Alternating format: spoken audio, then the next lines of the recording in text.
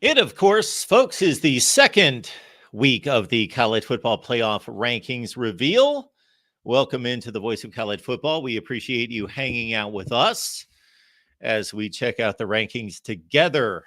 And we currently see on the ESPN broadcast Week 10 storylines. Well, we can do a much better job than they can in pointing out the Week 10 storylines. As it pertains to the committee and the rankings, Week 10 storylines. How about Alabama? Let's start there because we had a situation in the initial rankings where Texas and Oklahoma had met on the field. Oklahoma won the game. They had the same record.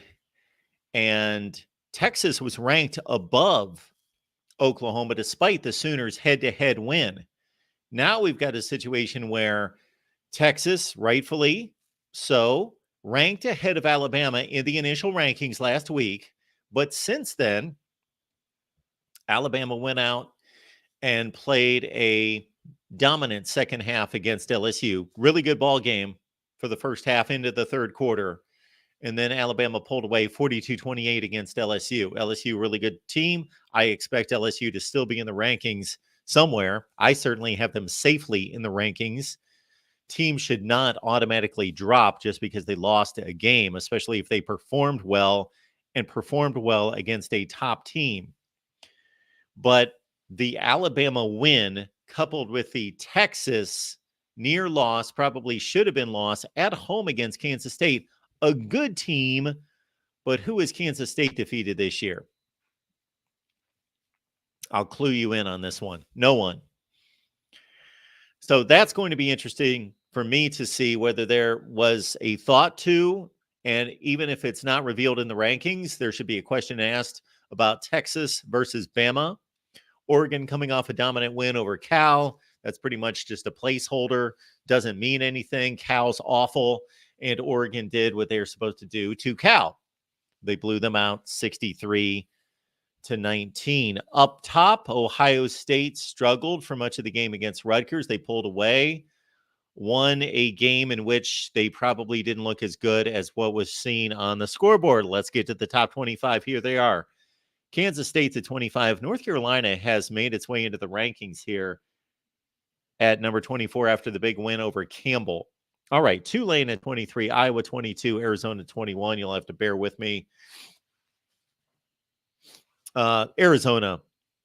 Now, they jumped all the way up to number 21 from out of the rankings, and that is certainly justified. I've got Arizona somewhere in that range as well, in the low 20s, because they have been one hot football team for weeks. Even before they started to rattle off the wins, just consider the 3 losses by the Wildcats. They went to Mississippi State, not a real good football team, but an SEC, middling SEC team. But still, difficult place to play at Starkville. And Arizona State, at that point, had been playing with Jaden Delore at quarterback before he got injured. And that loss came down to a measurement. And then they play USC to triple overtime. Then they play Washington to a 1-score game. And now they're starting to defeat teams like UCLA and Oregon State. There we see Notre Dame at number 20 following a loss to Clemson. LSU at 19. They dropped 5 spots. Really? Okay. Utah at number 18. Oklahoma took a free fall after losing their game to Oklahoma State. Kansas is at number 16, going up 5 spots. So Kansas now has equaled Oklahoma's record with the Sooners losing 2 straight. And, of course, they played head-to-head, so they enter the head-to-head. They're 16-17 in the rankings. And, again, LSU drops by 5 spots. Notre Dame drops by 5 spots. Okay. We've got Oklahoma State at 15. I've got them higher. But they've jumped 7 spots. Okay. This was the first interesting team that I knew that I was going to disagree with the committee here. Missouri went on the road and played maybe the best team in the country. And they lost by 9 points, and they played a really good game. It was close. Not down to the wire close, but close. And Missouri drops. This committee, I typically back them up. I typically have evaluated them to do a good job through these 9 seasons. And I know the committee members have changed through the 9 seasons as we go through Tennessee 13, Oregon State 12, Louisville 11. Let's cover that first. But Missouri at 14, dropping 2 spots. Actually, Missouri just played its most impressive game of the season. I guarantee that Missouri, in those 7 wins, only one's over Kansas State, a really good team. That many of those other wins they beat like bad football teams and really not that impressively, and they jumped like 5, 6, 7 spots. But when they played Georgia within 9 points on the road, they dropped 2 spots. Penn State at number 10.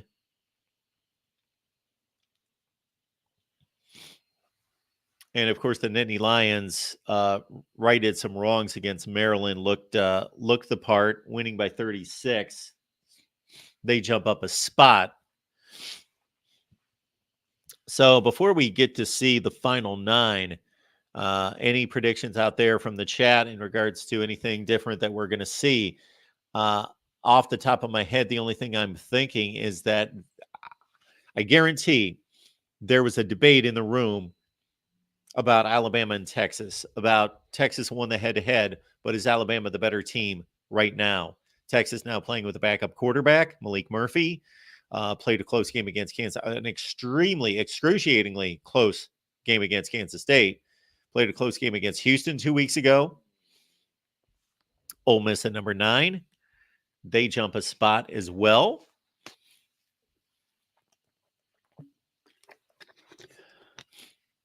Rebels coming off a close win, a game in which they dominated the first half, but held on to defeat Texas A&M on a missed field goal at the gun, 38-35.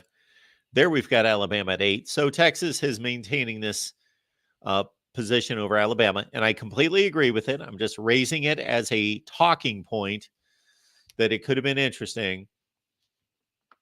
And again, I can just about guarantee that the point was brought up in the room of possibly Alabama playing better football at this point than Texas. So the last 7 should be chalk, right? The last 7, I don't see any changes coming. Everybody won. Nobody had a real close call.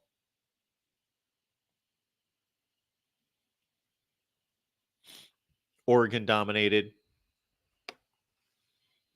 So we'll see here at 7. Should be Texas. Should be Oregon at 6. Washington at 5. Florida State at 4. Michigan at 3. And then there could be a push for Georgia at number 1. Does anybody think that maybe Georgia went from 2 to 1? Ohio State struggled in the first half. Georgia played a better team in Missouri, although they're really not that much from a record standpoint, that much better at 7-2 over Rutgers 6-3. We just have it stuck in our head that Rutgers sucks, but they don't. Bill says it right there. Nobody did anything to change the 4 in. I would agree in terms of the 4 in, but maybe in terms of the spacing of the teams.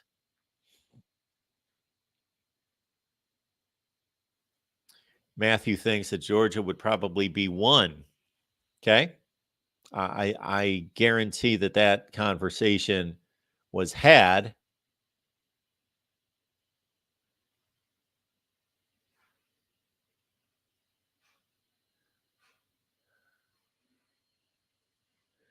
Grapefruit juice is being suggested. Well, I'm drinking a lot of water. Yeah, my nose is running like a faucet. Where's Tulane? Tulane was in there, right?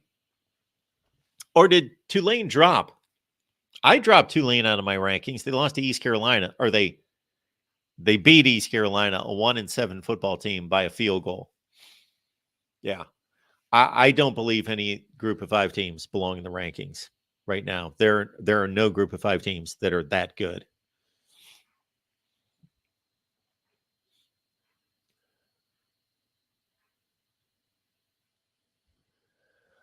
Jeremy thinks FSU is getting snubbed a bit.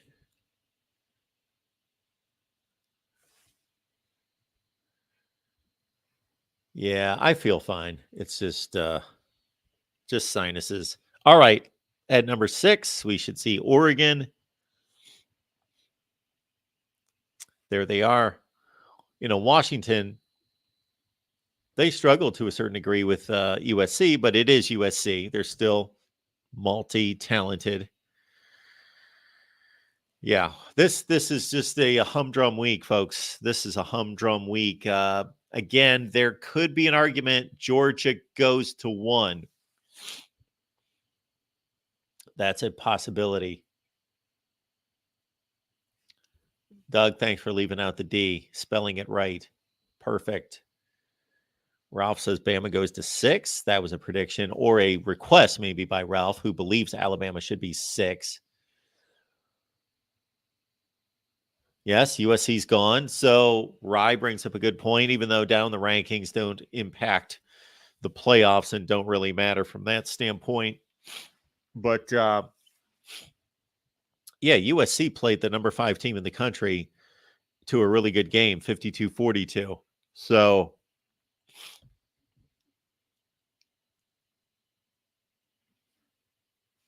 there we got Florida State at 4. And our drama is going to be between 1 and 2.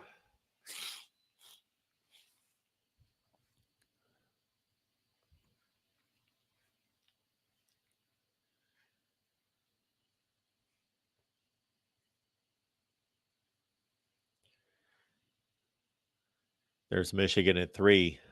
Mike asks, Mark, why are your streams so hard to find? Well, that's not a good thing. I'll have to ask you what that really means.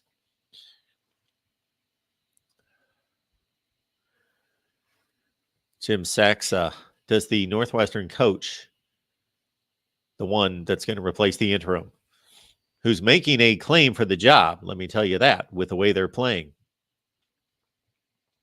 David Braun, does the next Northwestern coach come from Washington State or Oregon State? Meaning at the head coaching level or the coordinator level? I'm guessing the head coaching level, because you're bringing those two teams up because of the Pac-12's demise and because they're going away and those coaches would want to stay in the Power 5. Georgia 2, there we go. Ohio State is number 1, unless James Madison should be number 1 or Liberty. There it is. So the Buckeyes stay at number 1. So I'm anticipating these questions of the committee. Number 1, did you think about elevating Alabama past Texas because of how well they played? Did you think about elevating Georgia over Ohio State because of Georgia's win over a top 10 or 12 Missouri team and Ohio State struggles in the first half? Who was the lowest ranked team that could get to the playoff? That's always a good question to ask. I guess it would be Penn State's at 11. We've got Penn State at 11. Oh, Penn State's at 10. I think I have them at 11. Penn State at 10. I think that they would be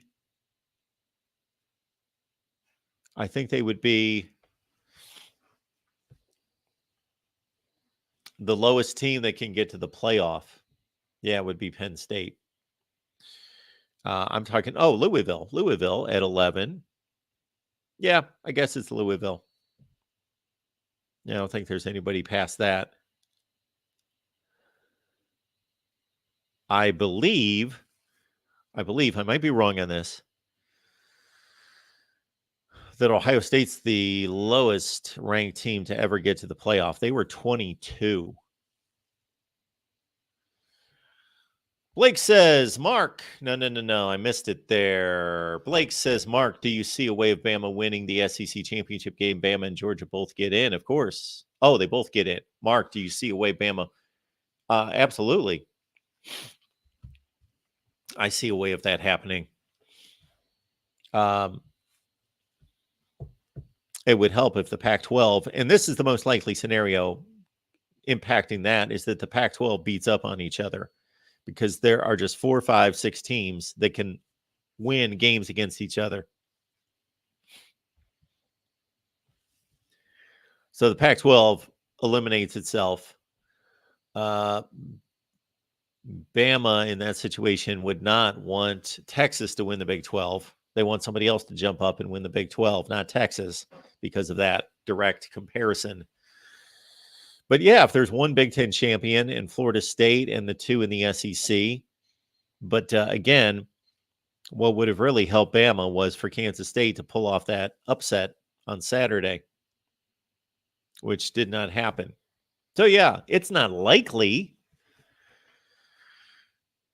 The most likely conference to get two teams in would be the Big 10, but it is possible. Yeah, it's in play.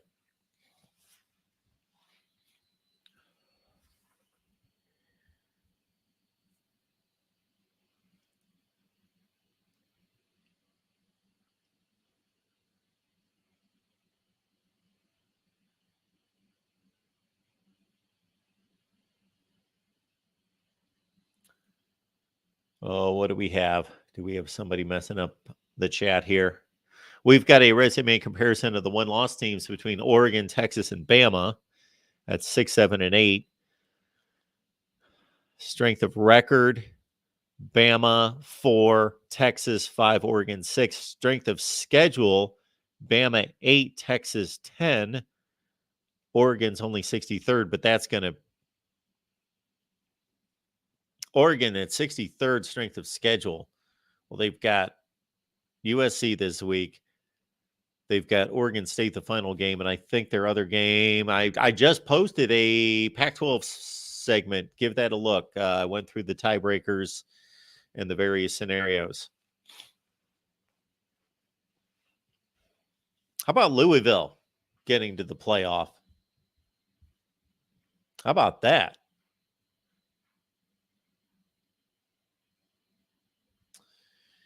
Todd says if Michigan wins out, they'll be number one before the conference championship.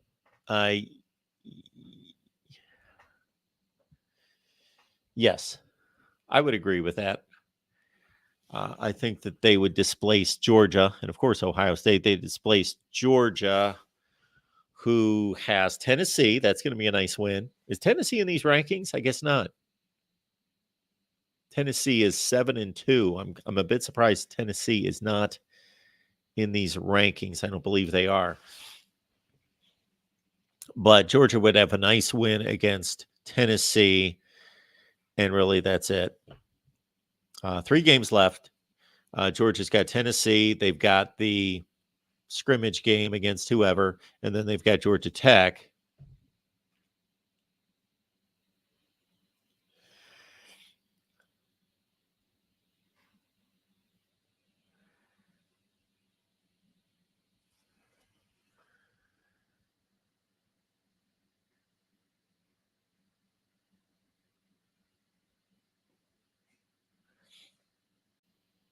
Of their opinion, because they want to value their own opinions as football analysts, as observers of the sport and evaluators.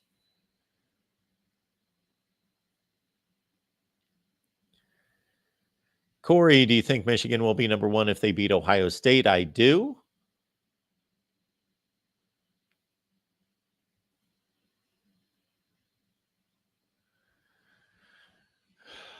Dutchy believes Ohio State would lose to Georgia, Oregon, Michigan, Bama, and maybe Florida State. Okay.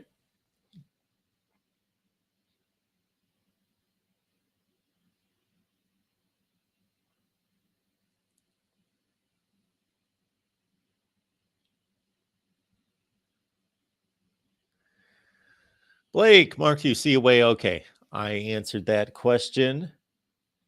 We have left the link in the chat. Give me a ring. We'll talk about the rankings. We also have moved our USC show to tonight. So our USC shows tonight at 10 Eastern, 7 Pacific, typically on Monday night. Please join the show.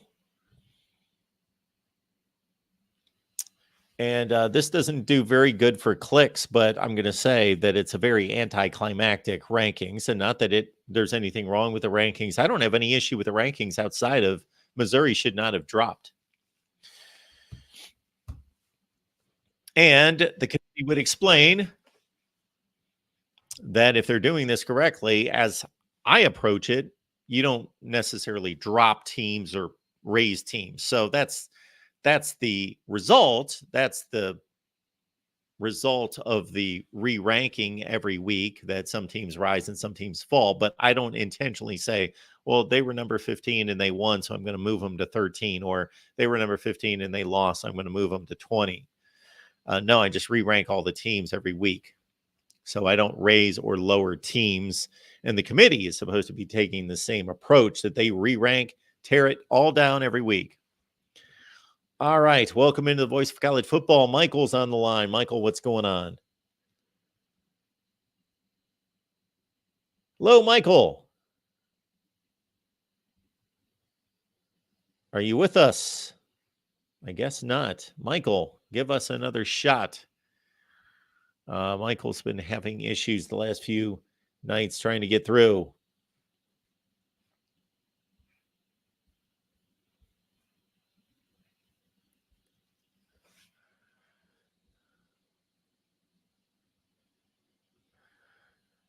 Let's see if the rankings are posted.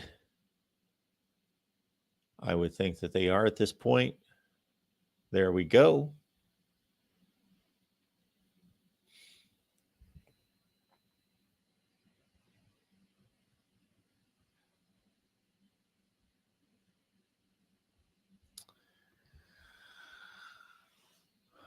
Ohio State at number 1. Buckeyes have a game coming up against Michigan State at home.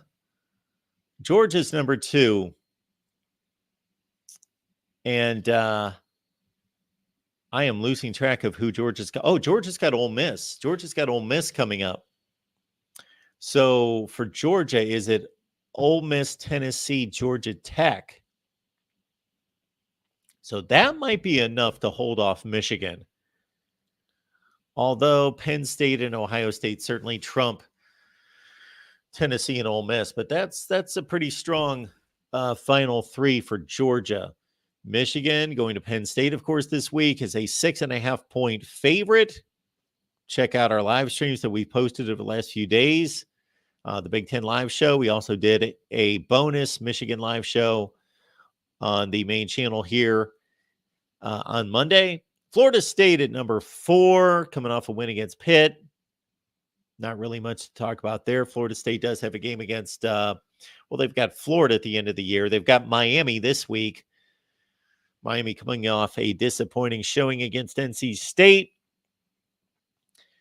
The interesting portion of this is that, of course, Washington and Oregon played. They play in the same conference and play every year. But that Texas-Alabama game really did matter, that those two teams played. And here they are at 7 and 8. Alabama and Ole Miss played. And they are back-to-back. So we have a situation where numbers 5, 6, 7, 8, and 9 all played, and they're all lined up based on head-to-head. Penn State obviously could make an enormous move if they win against Michigan. If Penn State wins that game against Michigan, regardless of what it looks like, you got to think Penn State would go to, let's say everything else is chalk this weekend, that Penn State would get to, would they pass Oregon with a win against Michigan?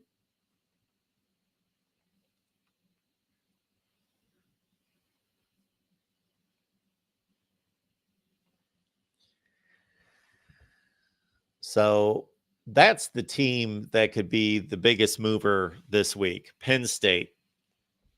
They're either done or they are going to skyrocket to 6. Possibly. I guess you got to weigh, they would still have, by rankings, a better loss than Oregon, and they would have a better win than Oregon. They would lose to Ohio State and Columbus and beat Michigan. So Penn State's got a lot to gain this week, of course. More importantly, in the Big Ten standings. Louisville, I don't remember who they play. They're coming off a big win against Virginia Tech by 31. Louisville's got a last game against Kentucky. They've got, I believe, Virginia coming up this week.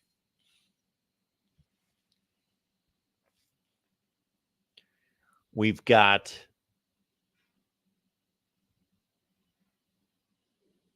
Oregon State, and the rest of these teams, unfortunately, do not factor in. It doesn't really matter how much they could possibly jump. There just aren't enough losses out there where a two-loss team has any. Could anybody fathom any kind of situation in which a two-loss team would make the playoff? Two-loss team making the playoff. Two-loss team. The best shot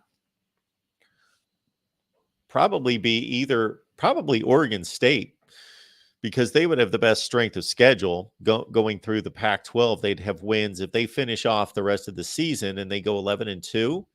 Well, they would have defeated Oregon, Utah, UCLA, and then they've got a Pac-12 championship game against, let's say, Washington. So Oregon State would be the one with the best prayer. Oklahoma State / Kansas / Oklahoma would be next.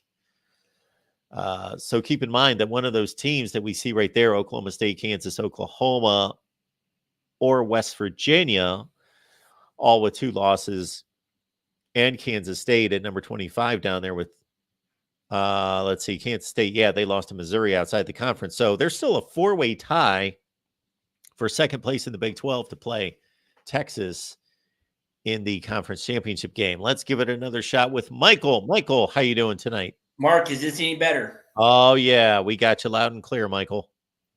I'm about ready to throw my phone. I don't know what it is with my phone. Oh, be kind to your phone. Do what? I said be kind to your phone. I will, and stuff like that. No, I was thinking it's going to be Ohio State and stuff like that. But I wouldn't have been surprised if it was Georgia and stuff like that. But with Georgia playing Ole Miss this weekend, Michigan's going to College Station and stuff. If it's a convincing win for Michigan, is there a chance that both Georgia and Michigan can leapfrog Ohio State? And Louisville's 11th right now, right? In the top 20 in the CFP. Yes. What's been the single biggest jump in the 10 years they've been doing this? Is somehow, some way, if they're still like maybe 10 and 11, by the time the final CFP poll comes out in December, and they beat Georgia, if they beat Florida State, could that be enough to leapfrog him up there? Well, yeah, I believe that Louisville is the lowest ranked team that has a legitimate shot to make the playoff. Mm-hmm. So they're at 11. And if they win out, what's going to happen? Let's see. Let me find the rankings here. They're at 11. Yeah. And of course, we know that the only teams that really matter in front of them, Penn State's going to be out of the way. Ole Miss is going to be out of the way. Do we know that for sure? Though? Well, we know it because one of those teams has to be out of the way. Between Ohio State, Michigan, and Penn State, one of them's going to be out of the way. Okay. Well, I see that, though. I'm thinking it's going to be Penn State because you never know what – well, Ole Miss is in the West Coast, a moot point anyway. That's why I chose Penn State. Mm-hmm. Between Alabama and Ole Miss, one of them's going to be out of the way because they're just going to be out of the way. They're not going to win the conference because they're not going to make the conference championship game. Mm-hmm. Florida State's going to be out of the way because Louisville is going to have to beat them in the conference championship game. Yeah. So they're going to have the head-to-head there. Mm-hmm. They would want oh boy, my goodness. They want Georgia to defeat Alabama in the SEC championship game. Okay. And just so everybody's got 2 losses except Georgia in the SEC. So there's only one SEC team. They're taking care of the ACC and leapfrogging Florida State. They want Texas to lose a Big 12 championship game. Okay. They want the Pac-12 to be a mess. And either Washington wins the Pac-12 and they go undefeated, and everybody else has 2 losses, or a 2-loss team in the Pac-12 championship game. The way it's looking right now, if we believe Washington's going to run the table and Oregon to the Pac-12 championship game, then you probably want Washington to go ahead and knock out Oregon. And therefore, you've got one team from each conference, except Texas loses, or another 1-loss team in a conference championship game. So it's not in Louisville's favor, but there's certainly a path. Yeah. Now, my thing is, though, say Washington, Michigan, Florida State, Georgia, they all run the table. Yep. But Texas, whoever they play in the Big 12 championship, has a convincing win. Say they win by like at least 21 or more. Is there a chance Washington can get leapfrogged? No. You're saying that Washington's going to be undefeated? Yeah. And Texas asking about Texas leapfrogging them? No, Washington plays in a better conference, and they've got a much better schedule than Texas. True. One last thing before I let you go. Does Florida State play Miami Saturday? Yes. Are you kind of wondering if there might be another wide right or wide left come Saturday afternoon around 3:30? Well, I believe they play at 3:30 or whatever. Or 7 o'clock, whatever time they play. Regardless. Well, no, I don't believe in jinxes, or I don't believe in repeats in history in that manner. But do I think Miami could beat Florida State? Yeah, I do. Where's the game at? Is it at Hard Rock, or is it in Tallahassee? They are playing in Tallahassee. Okay. I know it's happened before with Florida State and stuff, but I didn't know and stuff. So that's what I was just wondering, if Miami's kind of laying in the weeds and stuff like that. Yeah, they are. I would not be shocked if that went Miami's way. Mm-hmm.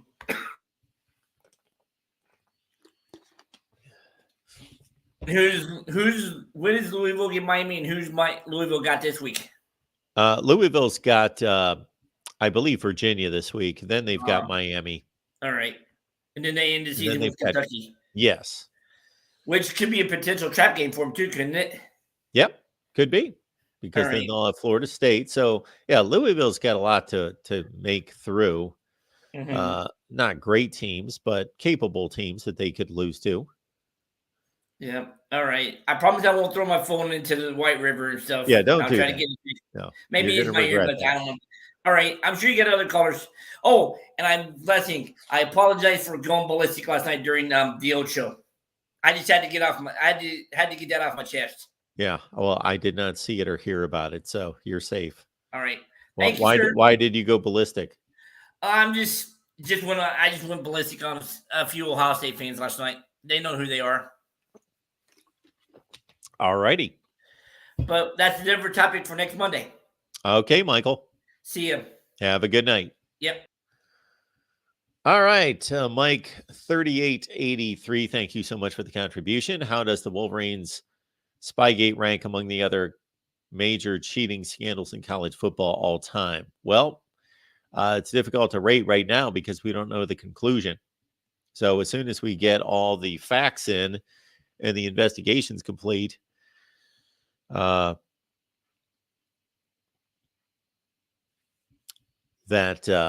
we would know that then. It's very different. I will say that. It's difficult to rank because most scandals have involved recruiting. So we've had the couple, Penn State in particular, which completely is despicable and awful and is a violation of humanity. So that's on a different level. But talking about football-related scandals, they all involve recruiting, almost all of them. And so this is why I think this has resonated so much for a couple different reasons. I think this has been blown up, and it might be justified. I'm not saying it's not. But the reason it's been blown up is, number one, we live in a age of social media, which we've not seen a scandal this large since social media has been in play. Number one, there have been some large scale violations at places like LSU and Tennessee during that time, but they involve recruiting.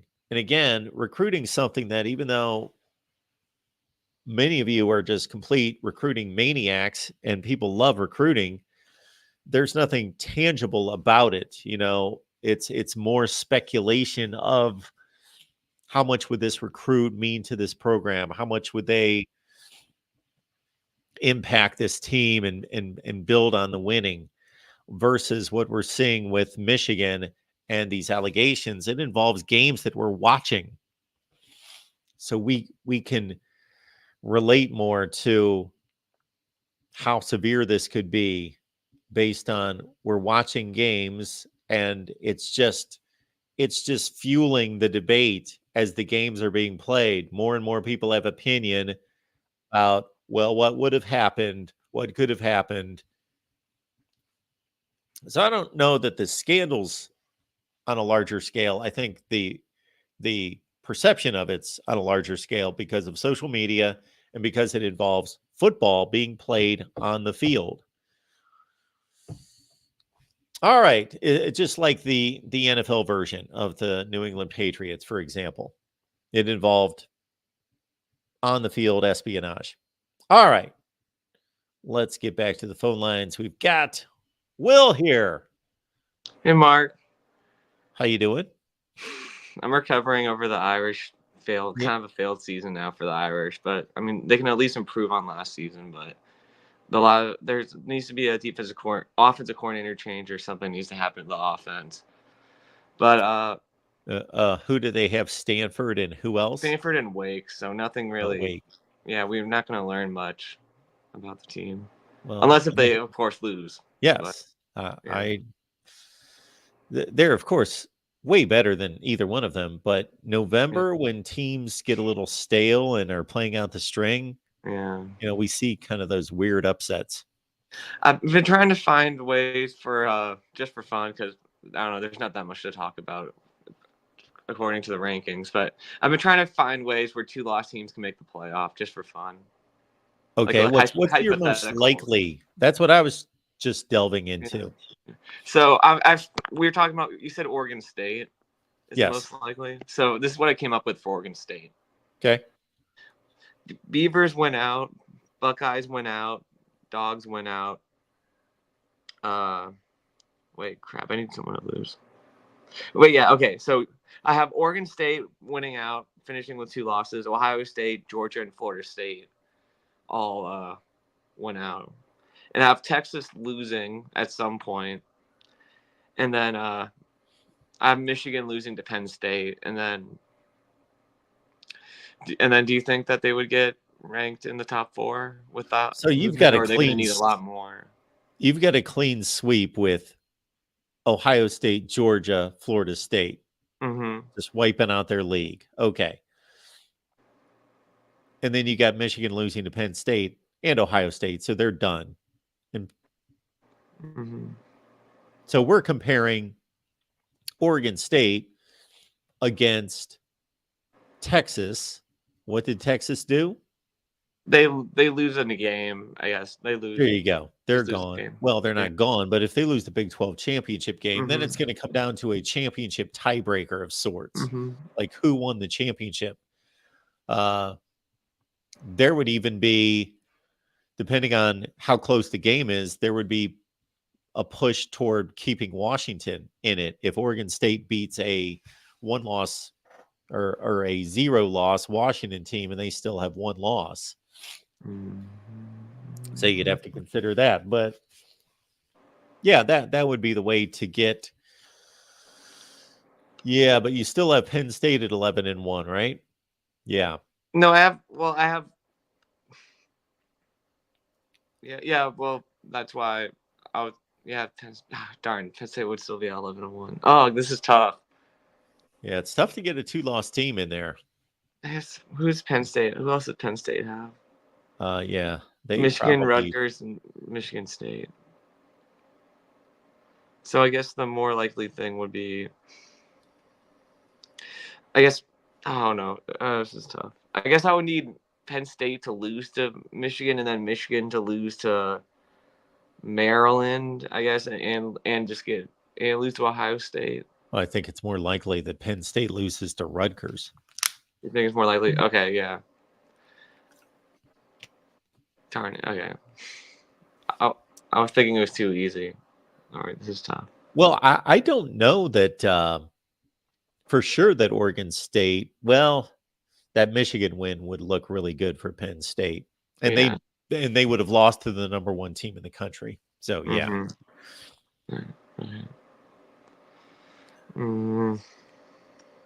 Yeah, it's the big. If the Big Ten wasn't so top heavy, I could see more of these upsets happening. But yeah, Oregon State 2 losses. Yeah, I do believe they've got a better shot than anybody in the because Big 12. they would beat Oregon. They would beat 2 top 6 teams. Yeah, they would have a really good resume, and they would probably have to be another. It's not by divisions, right? The Pac-12 championship. No. So they would need it. So they would have beaten probably Washington or Oregon twice. Yes. Yeah. Now at the same time, okay, so who does Oregon State play the last 3 games of the season? I know they play You got that? Washington, Oregon, and one other. Whoever they play this week. Who do they play this week? They've got Washington next week. They are playing Stanford. Okay. All right. So they're going to have 3 really good wins to finish. And then actually the team that has a better shot, I believe, than all those 2-loss teams in the Big 12 might be Iowa. Because they will play a Big 10 championship game, but it's still just not even worth talking about. Yeah, they would need to be like +5 on the turnover margin.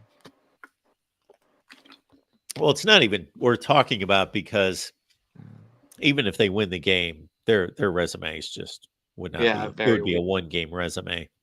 If they would have won that Penn State game. Oh, if they would have won the Minnesota game. Oh, yeah, of course. If they got ripped off, they'd only have 1 loss. Yeah.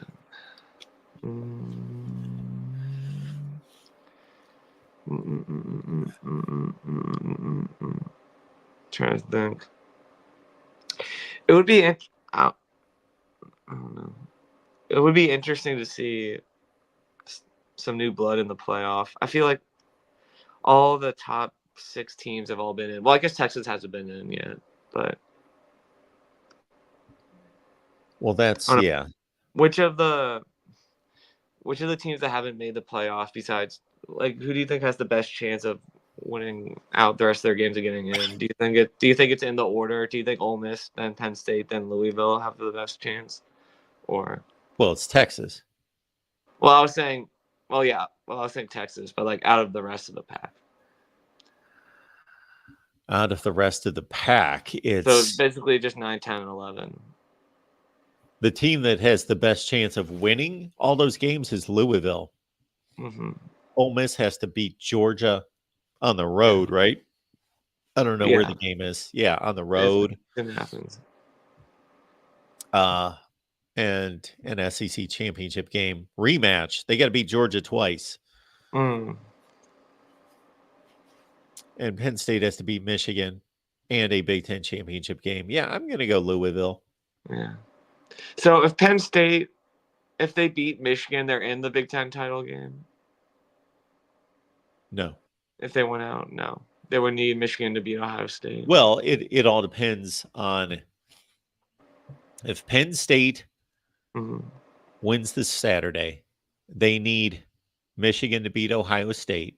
Okay. It's a 3-way tie.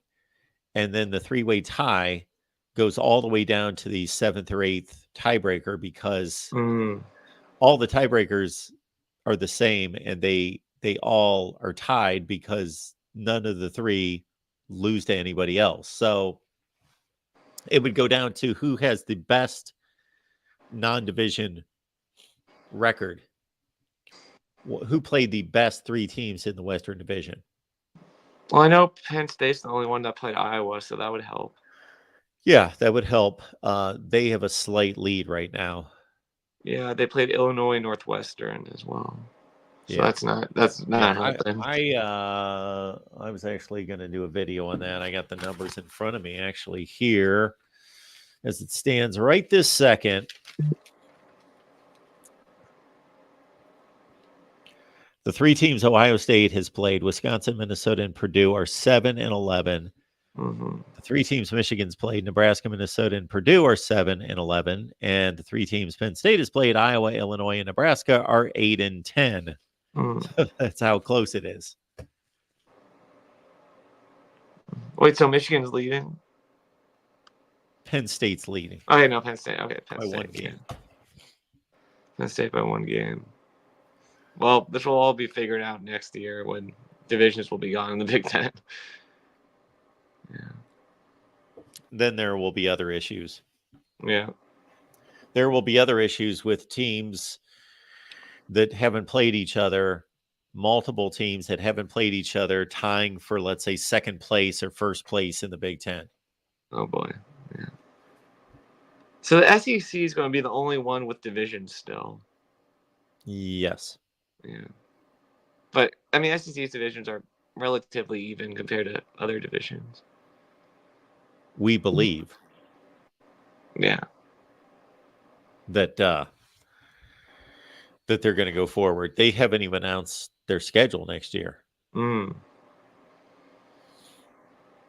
Mm-hmm. All right. Well, it'll be interesting All right, to see. Will. Yeah. One more thing. It'll just be interesting to see Yeah. if James Madison can make a bowl. I mean, I don't think they would get put in the New Year's 6 spot, but do you think that they would? I mean, I know it's not. Yeah, I saw that they're going to the NCAA about that. I didn't see what their argument is. It's not like I agree with him. I think that they should be eligible for a bowl. I don't know why you're on some kind of probation. I don't get that. It would have to be explained to me why that rule's in place. But at the same time, they signed up knowing that they were going to be on a postseason suspension. So it's like, yeah, we already knew this. Mm-hmm. Yeah, if they go 11-0 or 12-0 and Liberty, I don't know where they're supposed to be ticketed to go with that kind of record. Mm-hmm. Yeah. Right now, I guess Liberty is leading in the pack of the. Well, I guess they aren't because they aren't the highest ranked group of 5 teams. So I guess Liberty isn't. But yeah. I guess what I was saying was where one of them would land with the other one. You know, Air Force took a topple. Fresno State's getting into it. Mm-hmm. Yeah. Well, we got some good games next week, Mark. So definitely excited to talk about that soon. Absolutely. And then they'll definitely shake up the Big Ten, the playoff race as well. Yeah, I believe so. I believe so. All right, Will. Thanks, Mark. Thanks, man. Appreciate it. I have no idea why I said that the SEC schedule wasn't out. I meant that they had not announced formats going forward in regards to pods, divisions, that sort of thing. But of course, the 24 schedules was released. Anyway, I did enough videos on it. I think. Anyway, we'll get to Ballard here. Ballard, what's going on tonight? Mark, it's been a minute. How you guys been?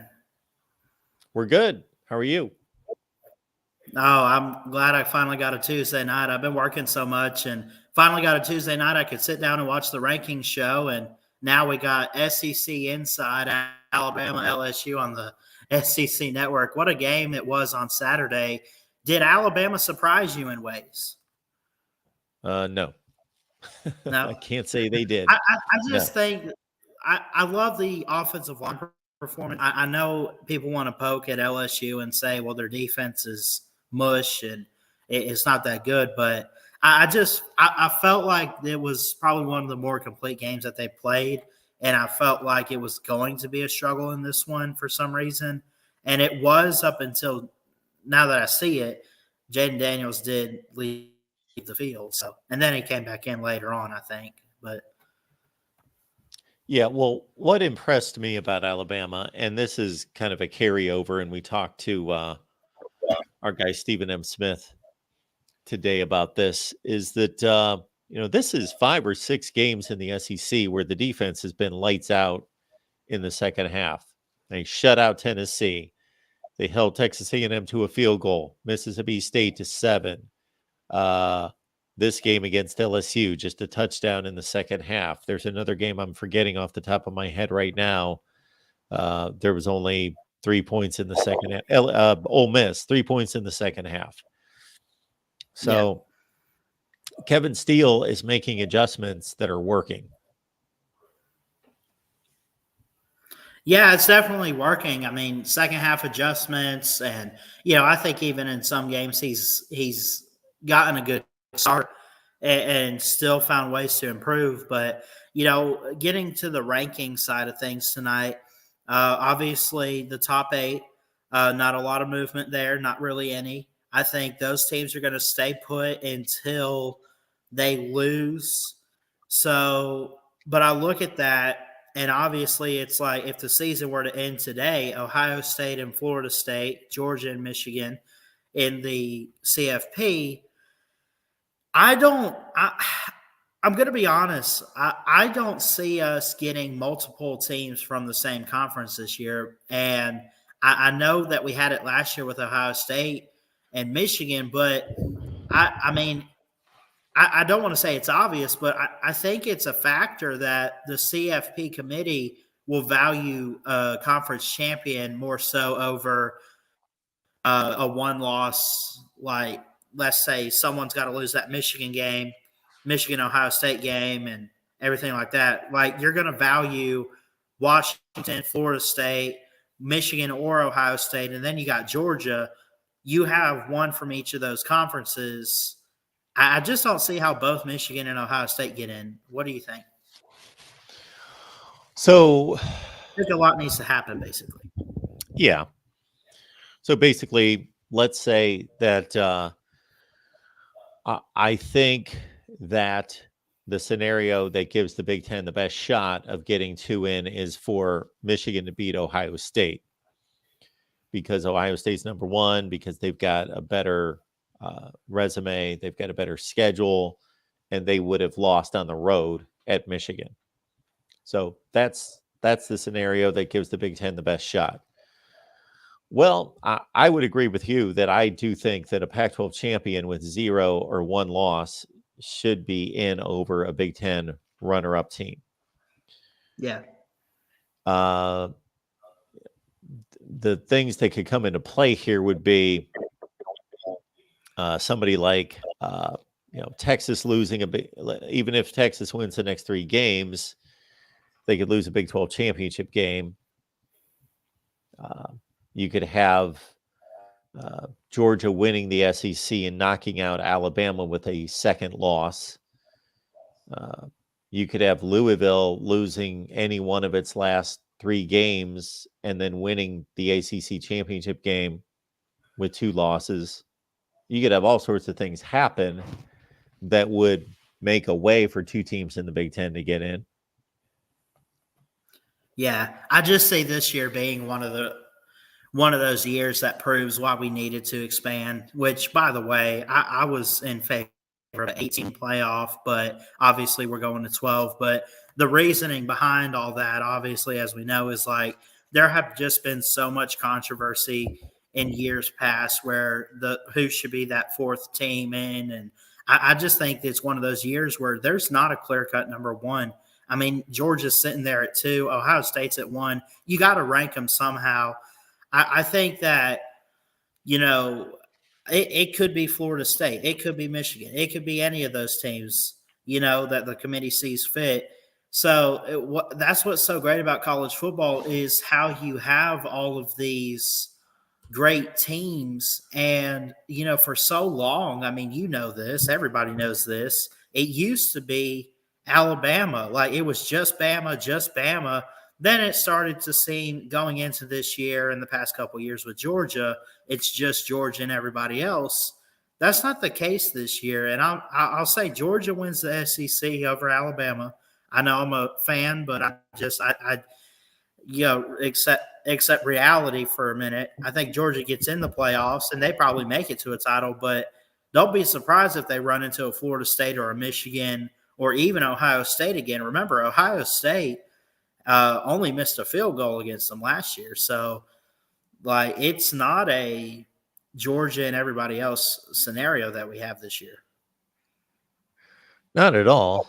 I think that when you put the history, and when I say history, I'm just talking about last year's history that impacts this year, the players that have already played meaningful games, big games, playoff games, put that together with what we've seen on the field and put that together with the resume. And I think that Michigan and Georgia they look like the best teams to me at this point in the season. But I do think that there are a lot of different teams that could, not a lot of different teams. I think there's about 4 or 5 teams that could win the national championship. Yeah, and I would ask you this. I don't know if we necessarily have one, but I know they have a loss, but do you look at Louisville as kind of like a TCU of this year, or is there anybody out there that you say, like, out of nowhere, here they are? Yeah, they would be the one. They would be the prime candidate for getting to the playoff and losing 45-7. Yes. They would be the one that would stand out like a sore thumb. I guarantee that if we took a poll and said which team that has a chance of making the playoff, meaning that out of the 0 and 1 loss teams that could get blown away in a playoff game, who is the most likely candidate? That's Louisville. Yeah. Yeah, it's just college football is amazing, man. I've enjoyed this season. I've actually been working most Saturdays, but still on my breaks and everything, catch a little bit of ball and get to see the rankings every week. And it's just amazing to just see the variety of different teams. I mean, I know, like I said, we came into this season and we said, I know Georgia fans get hyped up. They want a three-peat, but all I'll say is just be careful because, like I said, you got Ohio State up there. You got Florida State, I should say, Washington. You got all these different teams. We can have a Cinderella type of run for somebody. And, if Georgia's not careful, there will be no three-peat. So that's all I got for you tonight, Mark. I love you guys and what you do here for us college football fans. And shout out to everybody out there in the comments, too. We appreciate you, Ballard. Thank you. Thanks, buddy. Thank you. Ballard's a good guy. Very, very good guy. So we appreciate Ballard stopping by. Now, in terms of a Cinderella run, what I would consider to be a Cinderella run, like what TCU did last year, that's Louisville. I wouldn't consider any of those other teams to be Cinderella. Washington or Oregon, in a sense that they don't. Still, Washington's been a big-time program for decades. And so is Oregon, of course. And they were expected to be major players this year. I guess Ole Miss. Ole Miss would be a Cinderella, sure. So Ole Miss and Louisville. I think less of Ole Miss in that category just because they're in the SEC. But Ole Miss and Louisville, they're your Cinderella opportunities right there. All right. Welcome into the Voice of College Football. We got Matthew here. Hey, Mark, what's up tonight? Not too much. How you doing? I'm doing good. I just wanted to ask you because I haven't had a chance to talk to you in a little bit.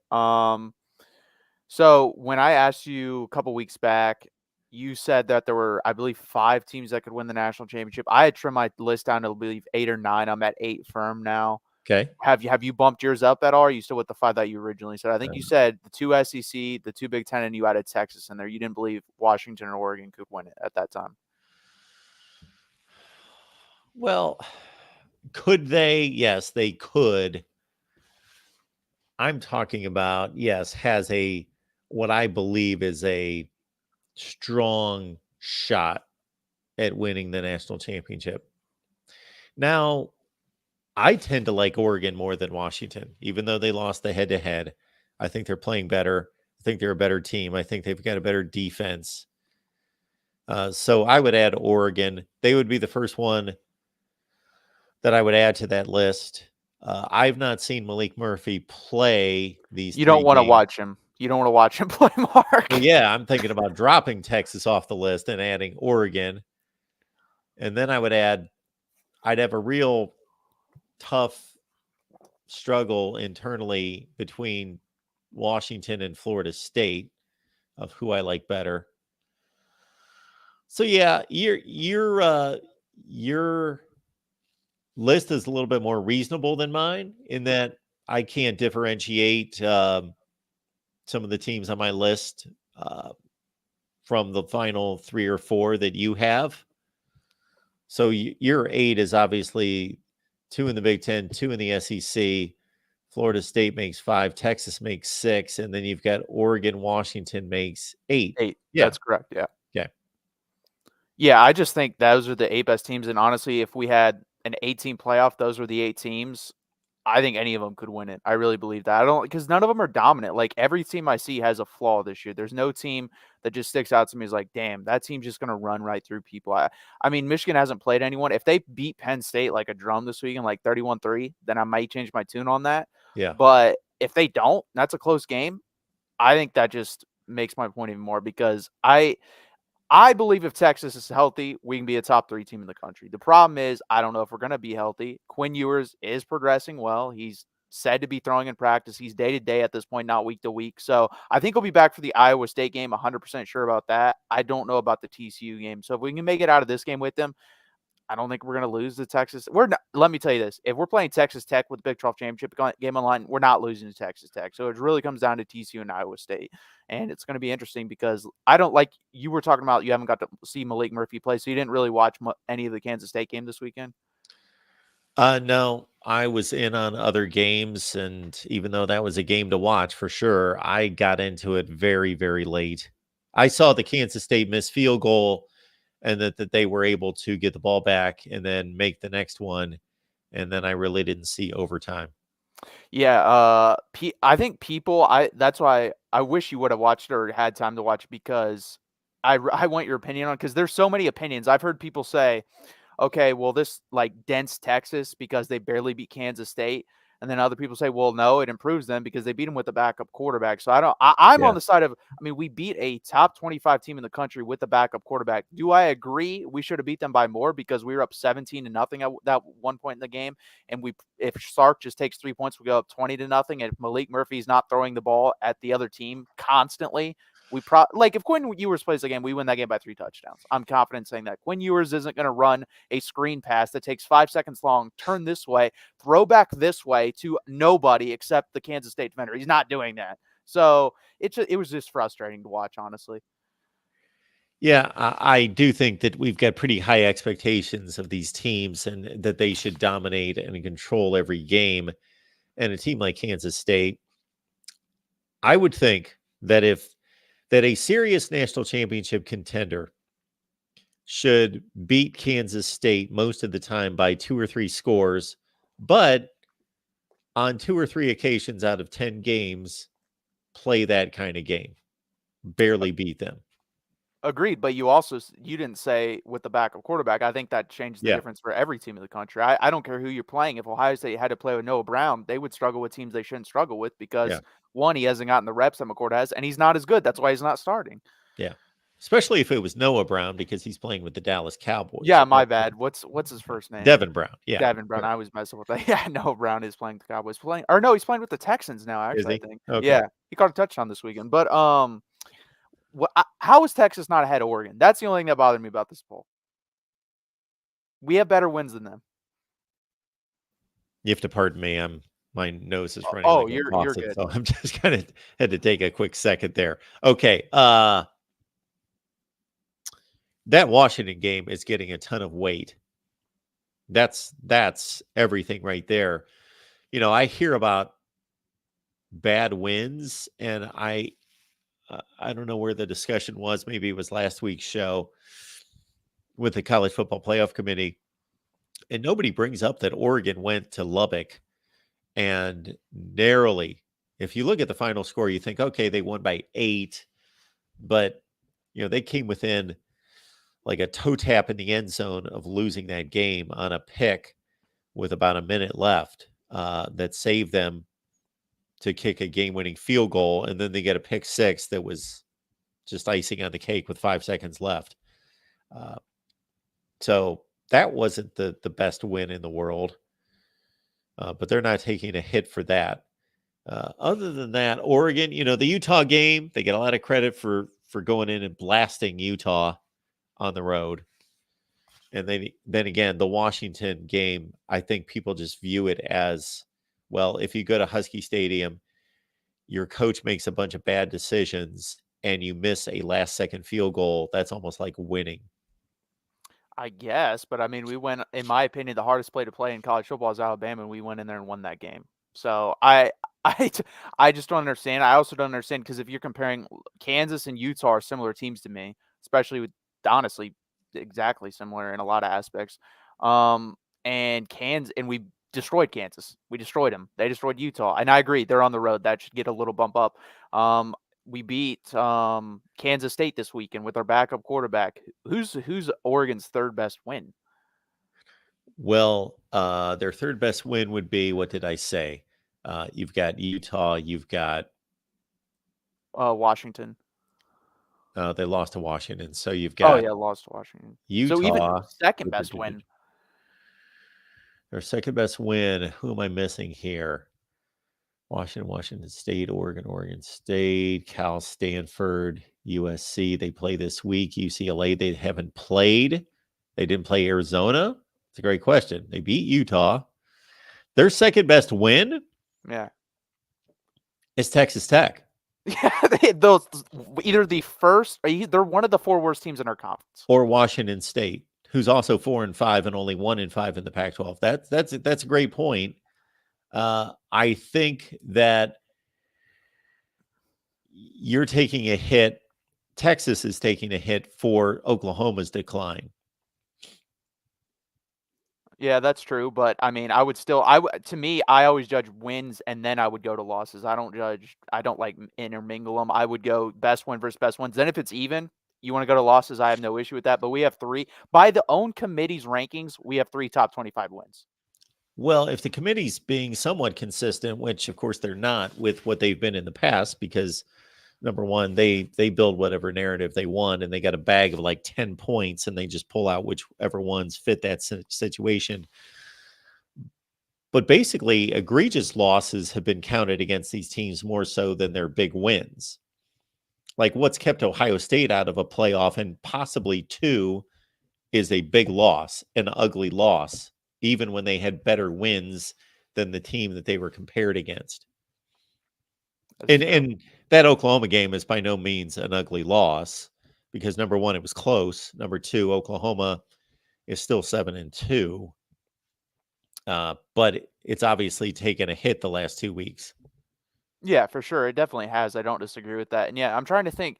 Oregon's schedule left is Oregon State, USC, and then who's the other team they play? UCLA? You said Oregon? Yeah. They've got USC this week. Okay. Then they always finish with Oregon State, and I forget who they've got in between. I should have it in front of me. I just posted a video on these tiebreakers. And then I wanted to make a case. Oh, shoot. I don't know what I did with it. Anyway, I don't know who Oregon has the second to last game. Yeah, I don't remember. I'll look it up real quick. But I was going to ask. So hypothetically, you're the final decision maker. Texas versus Oregon, end of season. I think we would probably end up having 4 top 25 wins because if we did, we would have beaten Oklahoma State, Kansas State, and then I'm forgetting Alabama. So that's 4. Oregon at that point would have beaten Washington, Utah. I don't think USC is going to be a top 25 team, nor should they be. Oregon State, and then I'll look at their schedule, but it would be tied at that point. Who would you go with, honestly? I'll look at because the last game, I guess, does matter, so I'll look at who they do play. Well, I'll say this before I figure that out, that you can also make the argument that if Oklahoma is going to take a hit for, I'm sorry, if Texas is going to take a hit for Oklahoma losing the last 2 weeks, Oklahoma's first loss, of course, was against Kansas. So are you going to, in theory, if you're being fair, you're elevating Texas's win against Kansas just as much as you were docking them for a loss, for an Oklahoma loss to Kansas. You've got to elevate the win to the same degree. But getting back to that comparison. They play Arizona State, by the way. Yeah, so that's nothing. Yeah, that means nothing. All right. So in your world here, in your scenario, Oregon has defeated Washington, which avenged a loss. They've got an Oregon State win against a team that's probably going to be 9-3. A Utah win that's like a 9-3 team. And that's it, right? Those are the three. There's really nobody else of note. USC, that'll be like an 8-4 win. Yeah. Maybe an 8-4 win. Versus, yeah, the Bama game continues to get better and better. They're probably 11-1. And Oklahoma State, let's say so you're making that the championship game. Yeah, they could lose one more game, and I still think they're in. So yeah, I don't see them losing two. Their schedule is very easy. Yeah, you obviously want them to win out. Oh yeah. You want them to be 10-2. And then, this Kansas State win's a good win, and Kansas is a good win. And is there anybody else worth noting? Kansas State, Kansas, Oklahoma State, Alabama. No, that's it. I'm surprised to say this because I just believe that the Pac-12 is a better conference than the Big 12, and because they played 9 conference games against only 11 possibilities, you usually play a very difficult schedule. But because of Bama and because Oregon misses Arizona and UCLA, 2 pretty good teams. Arizona's now in the rankings. That Texas has a better resume in that scenario. I mean, I would agree. Obviously, being a Texas fan, I'm going to be a little bit biased, but also when it comes down to strength of record and strength of schedule, we'd beat them in both of those. So now there is also the analysis of the game control and the dominance of those games. Yes, that does matter too. I think it would be a mistake, though, for the committee to, I mean, I know you have to weigh the games with Malik Murphy, but if you're going to weigh game control, like if that's your last thing, can you weigh him with our starting quarterback? Yeah. I think it's unfair at that point if you weigh him because of a backup. I do tell you that I guarantee that this Washington loss is, they are weighting this so heavily. And if Oregon would avenge a loss to a team that they're already getting a ton of credit for taking to the wire on the road, I don't know. Could it be a possibility whoever wins the championship game by more? Could it be one of those scenarios? Well, yeah, if Oregon avenges that loss and they win some inconceivable score, 44-17, and Texas struggles, and especially if Oklahoma State loses a game going into the Big 12 championship game, and they're only a 9-4 team once they lose the Big 12, then that's not a good scenario. Yeah. This will be my last point. I think there's going to be one team left out that probably shouldn't be. Yeah, I get your point. Meaning there should be an expanded playoff. I don't think there should be 12, but yes. Not that they're going to screw up and put somebody in over somebody that shouldn't be there. There just needs to be an extra spot. Yeah. Yeah. Also keep this in mind, Matthew. I think with the committee, I think they're more impressed with, because they're looking for playoff teams. They're looking for, can that team play against the best teams in the country? They're looking more for that peak moment or two versus does somebody have a string of really nice wins against 8-4, 9-3 teams. That's nice. That's good. That helps. But if it comes right down to it, we want to go with the team that shows that they can, just like in the past, they've docked the team that looked like, okay, if they don't have a good night in the playoff, they could get killed. They want to avoid that. Yeah, I 100% understand that. I don't think we'd get killed by anyone with Quinn. I mean, if Malik were to end up playing the whole season, I don't even want to see us in the playoff because he could potentially blow out a team, but he could potentially get us blown out by 30. That's the type of guy he is at the quarterback position. Whereas Yeah. Quinn is just, at this point, he's the total opposite of Leibster. He's just consistent. He's just Yeah. going to be a B- guy the whole time, and you're not really going to have to worry about him. So it's going to be interesting. I think, like I said, I think there's going to be a team left out. I mean, there's a possibility the Michigan-Ohio State winner, I think they could, or loser could win the national championship, and there's a good chance they're left out. So it sucks, but it is what it is, and it's been an exciting year.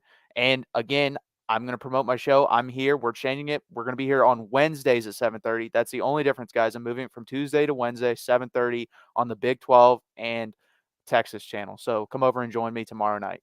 All right. So, yeah, we should probably put that on the main channel too, so people can find you. But Yeah. they should be able to find you on the Big 12 and on the Texas channels. But and we've changed the name of this. We have Correct?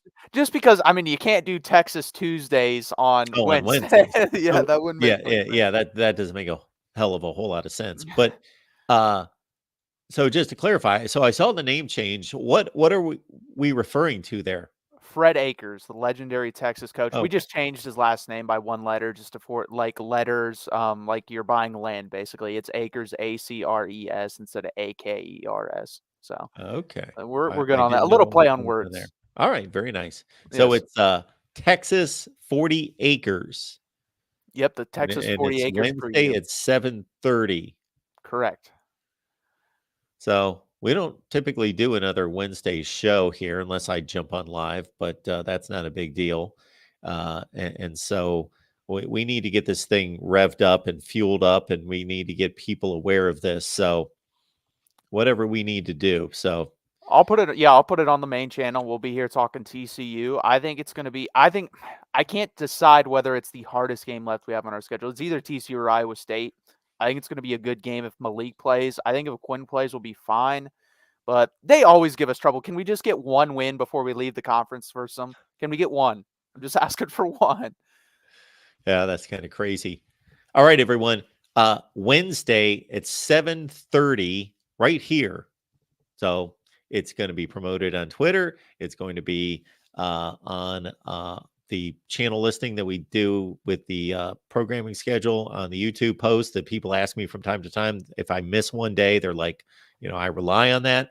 So then you get the notification, of course, if you subscribe, all those things. There should be no reason why we don't have everyone that's here right now, 155 people or whatever, to be joining us on Wednesday night with Matthew. All Yep. right. Thank you, Mark. Good stuff. Thanks, Matthew. We'll see Yep, you. no problem. See you. All right. We are going to bear through this. Appreciate everyone being here and actually listening to me talk tonight, because it doesn't sound too good from this vantage point, at least. We've got JR on the line. Hey, Mark, how are you? I am doing just fine. Appreciate you being here at the Voice of College Football. What's going on? Oh, I'm just thinking about the Washington team being ranked 5th and Georgia being ranked 2nd. Do you think that because I feel like the Missouri win for Georgia is comparable to the Penn State win for Ohio State, but I think Ohio State looked more dominant in their win against Penn State than Georgia did against Missouri. Would you agree with that? Well, I think that's an interesting comparison, and I think it's reasonable. Certainly, Penn State has what was expected to be much better than Missouri and has been given a lot more respect this year. Yeah. But all of a sudden, Missouri shows up with a 61-yard field goal against Mizzou, and then they held serve against everyone else except LSU, and that was actually a respectable loss. It was close.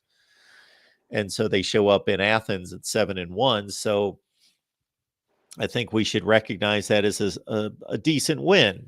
Georgia didn't blow them out and didn't dominate the game, but I think that's a reasonable comparison. I do think that Penn State's better than Missouri, but I think that's a reasonable comparison. Both played at home, both won, in a not similar way, but in terms of the disparity in score, it's about the same. Yeah, because what was it, like 37-34 Georgia or something like that? Oh, against Mizzou? Yeah, what was it again? 31-20. No, 31-20. 30-21. 9 30, points. okay. Yeah. And So Ohio State won by 8. Technically, Georgia did win by more, but that's why it's so important to watch the games because Yes.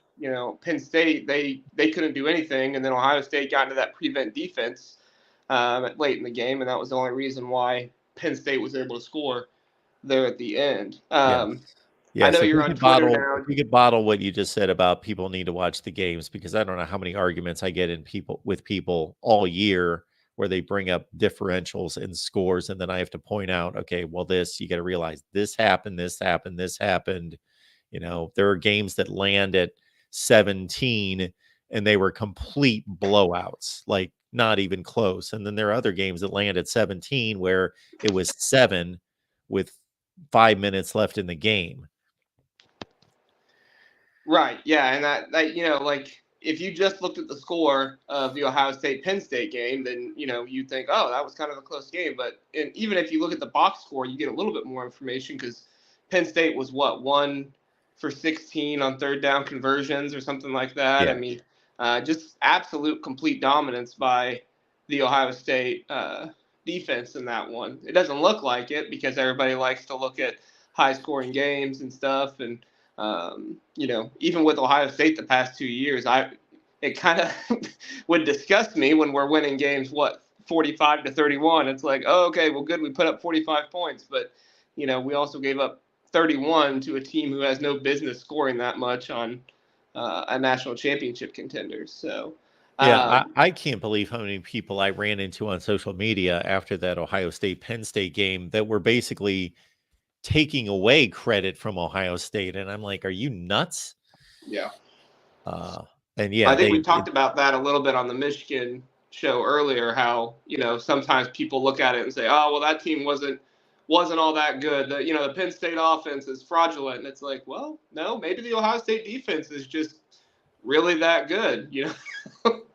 And then you're going to have the same people that are going to take in that Washington 52-42 over USC, and they're going to be ultra impressed because they were entertained by it.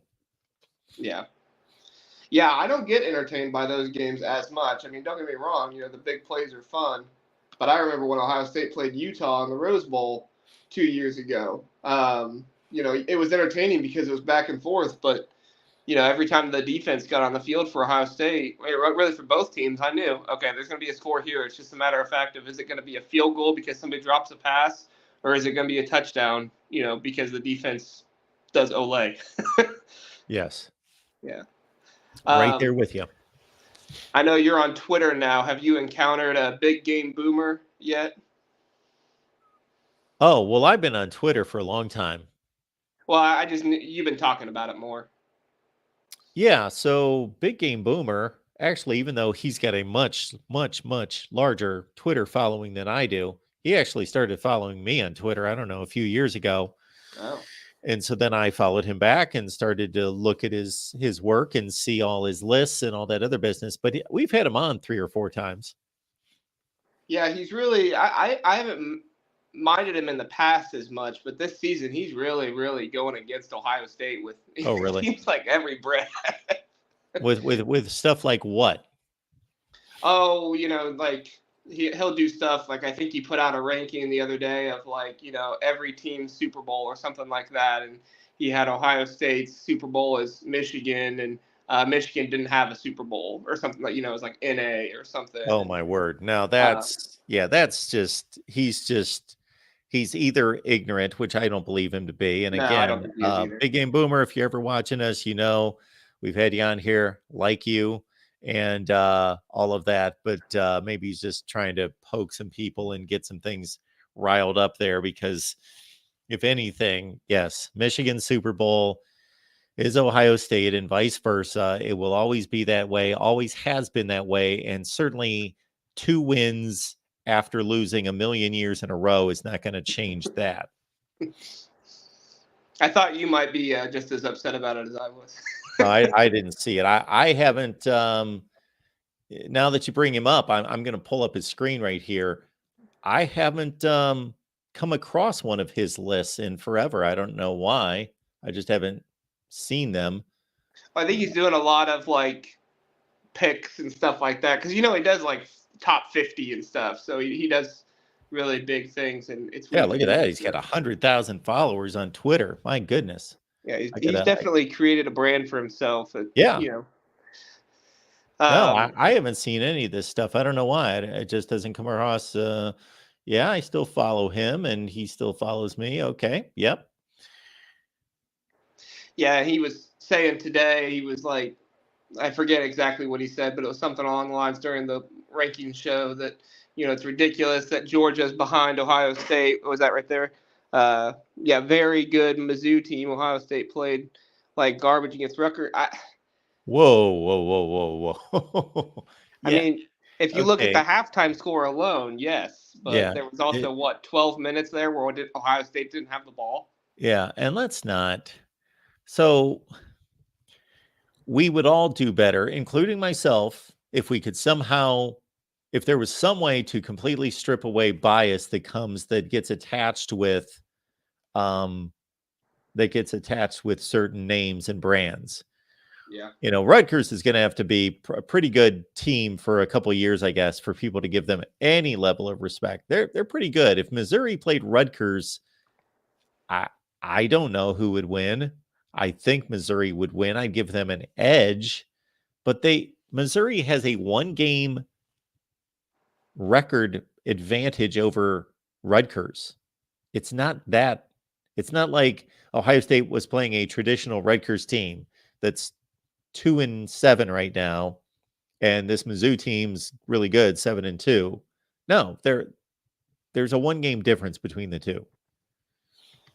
Yeah, and I would say, that Rutgers has, they're higher up in their conference than Missouri is. I think that Rutgers is, probably the 4th best team in the conference this season. I think they're going to give Iowa a game this weekend, and they'll probably score a good amount of points. Not that I think Iowa's defense is bad by any means. Obviously, they're very, very good, and Phil Parker has done an amazing job. But I just look at that Rutgers team and what they do really, really well. And if Gavin Wimsatt can just not turn the ball over, there's a lot of teams out there they can beat that I think people would be surprised that they would beat. There's the Super Bowl listing here. You're getting me caught up on Big Game Boomer. Again, for whatever reason, I haven't come across, haven't even thought about him just because I haven't seen any of his posts or that I took note of, I guess. Maybe I've scrolled by them, but for months and months, probably this entire season. Okay. All right. Interesting. Okay. Yeah, and like I said, I don't. He's not normally been against Ohio State this much, but I'm pretty sure he chose Ohio State to lose to Penn State, Wisconsin, and maybe Wisconsin. I don't know that one for sure, and Notre Dame. And so, it's like he's almost wanting Ohio State to lose, which I get what he's doing. He's doing it for clicks and stuff like that. And I'm on social media too, trying to get that stuff, so I get what he's doing. It's just, every now and then I think to myself, that's a lot of clicks you're trying to get. Or no, that was what it was. It was the upset alert. He put Ohio State on upset alert against Wisconsin, which, I guess that's not a bad take. They did give Ohio State a good game. So this would have been this past weekend. Okay. So this is for this coming weekend, I guess. Yeah. Okay. All right. Yeah. So, and I think, I don't know. I think that Washington is one of those teams that, you have to kind of throw the resume out on a little bit, because I think that they're a good team and they've had some really good wins, like the Oregon game.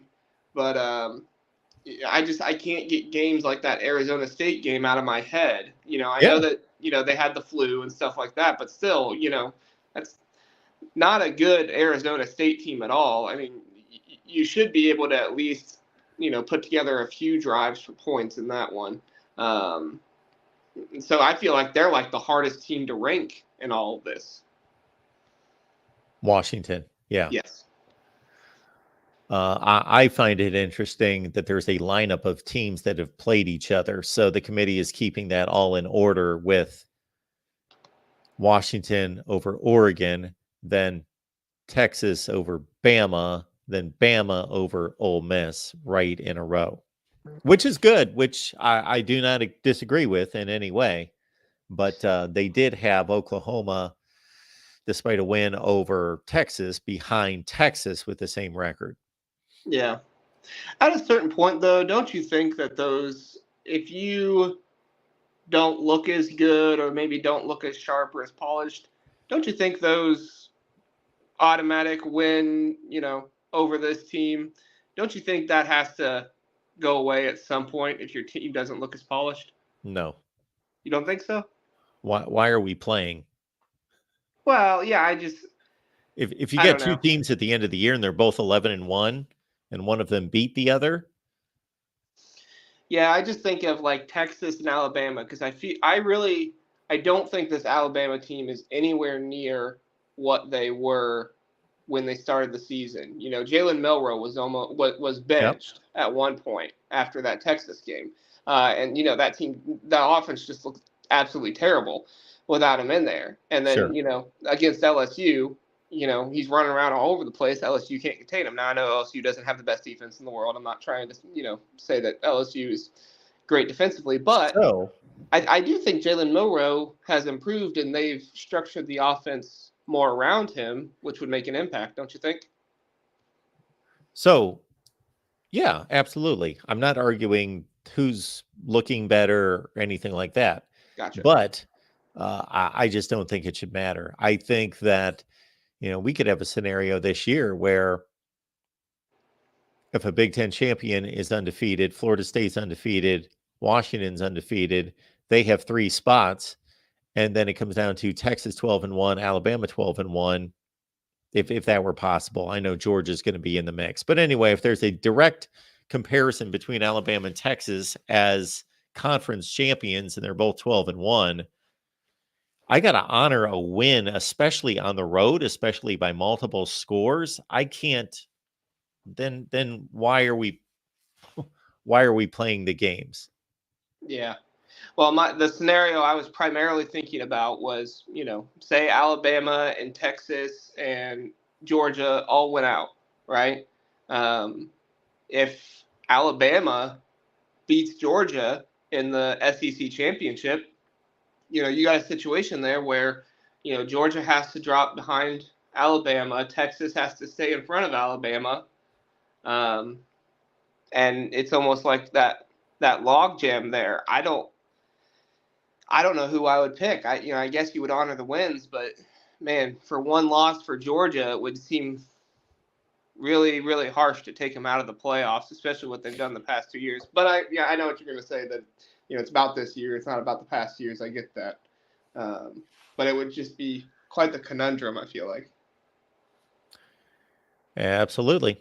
All right, JR. Anything All else? right. Nope, that's it. Thanks, Mark. I appreciate it. Have a good Yep. one. You too. Bye. All right. Let's keep it moving here at the Voice of College Football. Keep in mind the Amazon links in the description section of all the videos. So when you shop on Amazon, please use the link that we provide. Again, in the description section of all the videos, just grab the link, put it somewhere where you will remember it.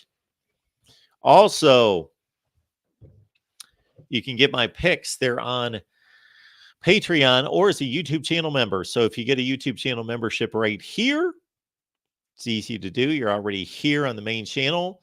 Grab a YouTube membership. You get my picks every week on about 20 or 25 college football games. You get Steve Merrill's Under the Radar pick. Get this, 18-5 against the spread since week 1 of last year. So he gives us one under the radar selection each and every week. And he is tearing it up.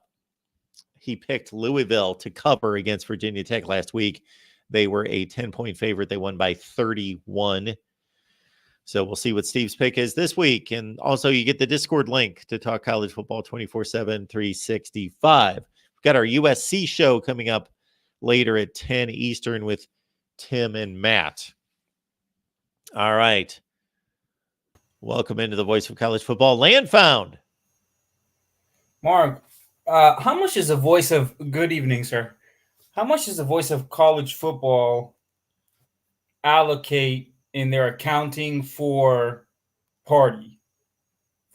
Because I came for a watch party, Mark, and I guess the budget is tight this year, man. I came to party. I'm so happy about the Army game. They beat Air Force. Yeah. And I'm not gonna lie You're to you, wondering Mark, about the well. there's not much of a party going on here. What watch party? Yeah. So what are you not understanding about that? We did the watching. That was the party. Now we do the talking. So you're saying I missed the party? You missed the Am I party. going late to the Absolutely. party? It was so much different than it is now. What was I going see. on before? You would have been just blown away. It was like Mardi Gras on here before that. You missed out. Oh, I'm sure. Tell everyone you know that they missed out on the big party. So anytime the voice of college football says there's going to be a party, then you know it's going to be blow your mind level party. I have no I think I'm a shareholder at the Voice of College Football.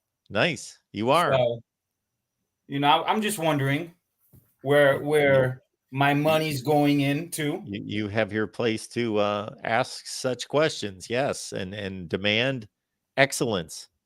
Yes. Hey, I'm looking at this top 10 or the new playoff rankings. Yes.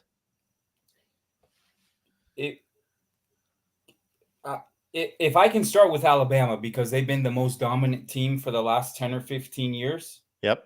And go from there. Not too long ago, I would have said, you know what? Even though Alabama's not in the top 4, didn't make the playoffs, I would say that they're still the team to beat. But I would say with, I don't know, post-COVID, the transfer portal, college football just getting more competitive,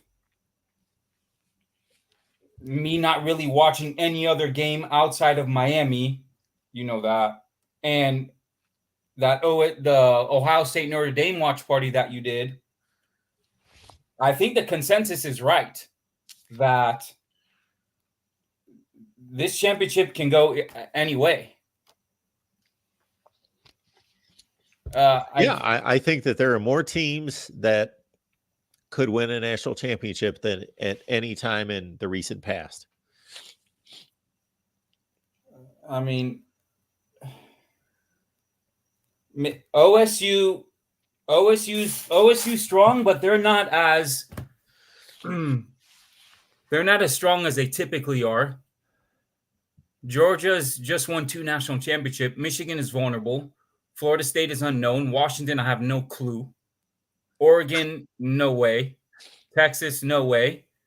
I think Alabama can sneak in there and steal it. Is the college football playoff ranking, you have to be in the top 4 to make the playoffs? Yes. How Does confident Alabama have a path there?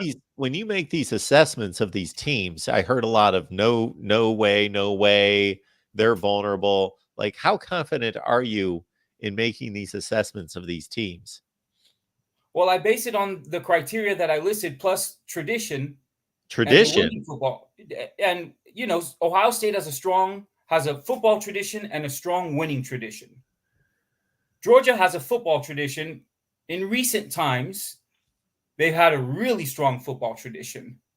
Michigan is suspect to me. We all know why. Strength of schedule, the sign-stealing deal. Florida State is returning back to the party. Okay. I know you're a big Florida State advocate. You hit me up on Twitter every so often, pushing Florida State and criticizing things that I've said that I can't even, I don't even understand what you mean. At the time I'm like, Landfound's upset about something I said, and I don't even know what it is. You can't say that, Mark. You can't say that out loud. You know I'm a Miami fan. That's like heresy. You've thrown it out there for everyone to see. Well, Washington is. I have no idea. You'd have to tell me about Washington. Great But offense, bad defense. That's Washington in a nutshell. 52-51 against USC. Yeah, 52-42 to be 52-42. accurate. Yes. Does Alabama have a path to the national champion, to the top 4 to make the playoffs? Oh, sure they do. They do? They're Yeah. still alive? Oh, absolutely. Okay. They're going to play Georgia in the SEC championship game. Oh, then they're still alive. Okay. Are you okay? Everything's okay? With me personally? Personally, professionally, the voice Yeah, of college I'm football. doing okay. I know I can't be sounding that good. I feel fine, but I feel run down, and my nose has been running like a faucet for 2 days. But besides that, I'm fine. I got to look after my investments. Well, I appreciate that. You know, anytime you have a great investment idea as a shareholder, as you say, of things that we should be doing here, then you just let me know. I'm actually glad you asked. Can you give me 1 more minute of your time? Sure. Okay. I'm This here is for my you. idea, Mark. Okay. All right. For those of your viewers and financial contributors who have given over a certain amount of money, whatever certain amount of money that you deem required or necessary. Let's just put the number at $1,000. Oh, I was going to say 100,000. Okay, we'll go with 1,000. Mark, come on, man. Come on. Once a year, we get invited to the Voice of College Football for an exclusive behind-the-scenes look at production, a weekend at the Voice of College Football for how the whole thing is ran. Yeah. And to spend time with you. Okay. Well, that would be awesome. So, this could be 3 people. It could be 12 people. It could be whatever. Right. What do you think about that? But it's got to, it doesn't have to be, but let's say whoever's given $1,000 over the course of time at the Voice of College Football, or whatever number you deem, one weekend a year, you're invited for an exclusive behind how the Voice of College Football is ran. Well, I can say this. I can say this, that it's going to be run from a different location here in the next few months. Okay. For one thing. Okay, cool. See all this back here? Yeah. All this business, we want to get rid of that. We want to do something completely different, something completely new, better. Been aiming to do that for a long time, but just have not been in a position to do that. So I want to be here for it. Okay. Definitely want to keep following along. You know where to find me. I'm here. I appreciate your support. I appreciate your idea. I think that's I didn't expect that idea, but Exclusive behind the scenes look at how the Voice of College, and you go live even with whoever. So I'm going to have to start tracking everyone's contribution. Exclusive behind the scene look. Yeah. Hey, Mark. I like Thanks that. for your time. I like that. Land found. Appreciate you. Yep. Can't wait, Mark. Hopefully it's a great weekend of college football that we have coming up. No doubt. And we got Miami and Florida State, of course. We go for 2 hours tomorrow night with Miami and Florida State. With Cam, I'll probably, can't wait. All right, man. All Thanks. right. We'll see Talk to you later. Get land found. Big donors come in for the weekend. See, I'm not real confident that anybody cares to do that. That's my largest hesitation there. All right. Good stuff out of Land Found. Yes, we would have to have somebody bring the Oreos. That would be a must. Bigger couch. I knew there would be some good comments coming up here. Yeah. Ramen noodles. Yeah. If I'm flying people in, goodness gracious. Yeah. I don't know. Yes. Good stuff. Hot dog cookout once a year at Mark's Place.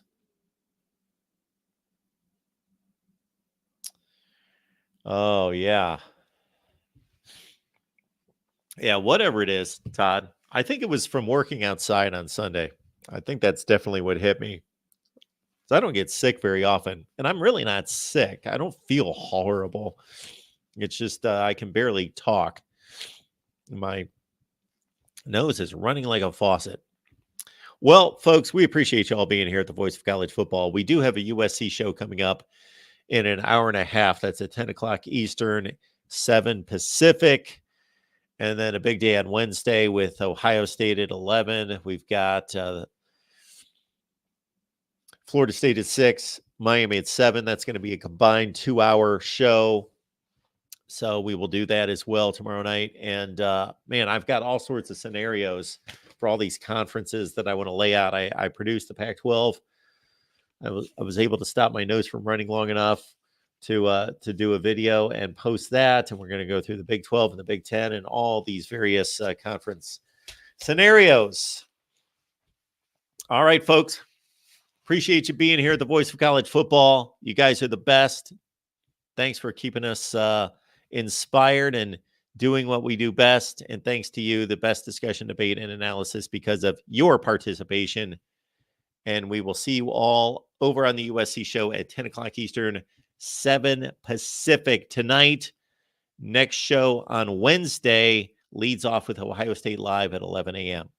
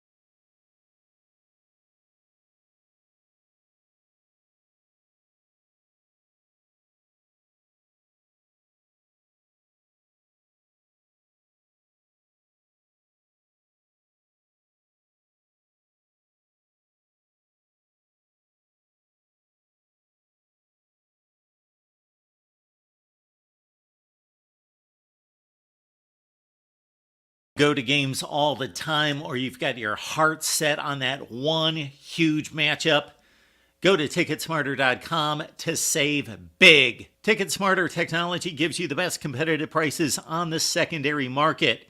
Your purchase price is safe and guaranteed. Use promo code BIG, B-I-G, to get $10 off of any purchase of at least $100, or the promo code BIG20, BIG20, to get $20 off of any purchase of at least $300. Use the promo code as many times as you'd like. There is no limit. Get in the game with Ticketsmarter.com or the TicketSmarter mobile app. Think smarter, Ticket Smarter.